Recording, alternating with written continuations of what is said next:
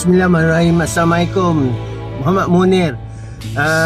Terima kasih banyak-banyak ya, kerana telah membantu pakcik tributekan lagu istimewa untuk arwah anak pakcik Amir Aizat yang telah terlibat dalam satu kemalangan maut di Kesah Sahwir pukul 8.28 pagi, di mana beliau gagal mengelak sebuah backhoe yang sedang bergerak perlahan.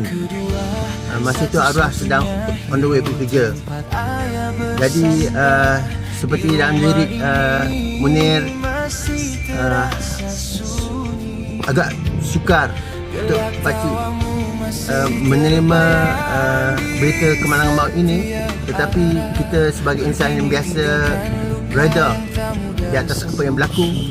Semuanya itu adalah rahsia Allah Ta'ala.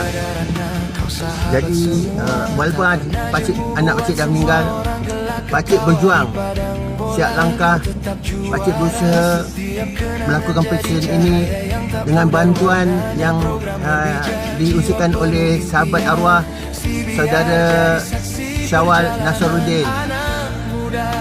Beliau menyediakan platform secara online, petisi online. Jadi pakcik hanya menggerakkannya.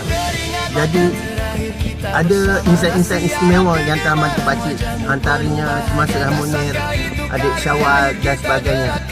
Oleh itu teruskan membantu pakcik, sebab pakcik hanya individu yang kecil, perlukan bantuan anda semua. Terima kasih, tolong